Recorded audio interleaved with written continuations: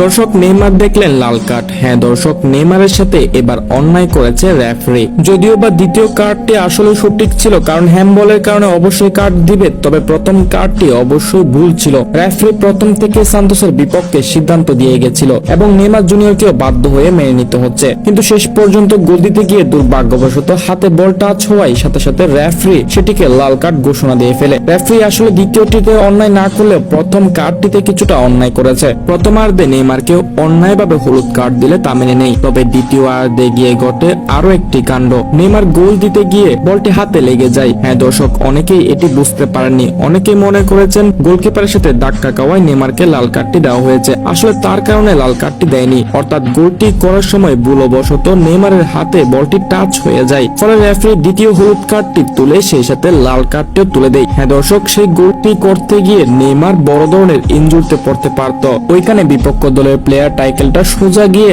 নেইমারের মাথায় আঘাত করে। যদি বলটি নেইমারের হাতে না বাজত তাহলে অবশ্যই বলটি গোল হতো, কিন্তু ভাগ্য যখন আর সহায় হয় না, আর কি করার, নেইমারের হাতটি বেজে গেছে। যাই হোক, গতকাল রাত নেইমার যতটুকু ম্যাচ খেলতে পেরেছে ওইখানে খেলেছে দুর্দান্ত। 4টি চান্স ক্রিয়েট করেছেন, 4টি শট করেছেন নেইমার, যেখানে একটি ছিল অন টার্গেট শুট। আবার ম্যাচটিতে একটি গোলও করেছিল নেইমার, তবে ফাউলের কারণে সেই গোলটি বাতিল করে রেফারি। হ্যাঁ দর্শক, প্রথম থেকে রেফারি কিছুটা সান্তোসের বিরুদ্ধে সিদ্ধান্ত দিয়েছিল এবং নেইমারের বিপক্ষে প্রথম সিদ্ধান্তটি দিয়েছে ভুল, যার কারণে দ্বিতীয় সিদ্ধান্তে নেইমার লাল কার্ড পেয়ে বাতিল হয়।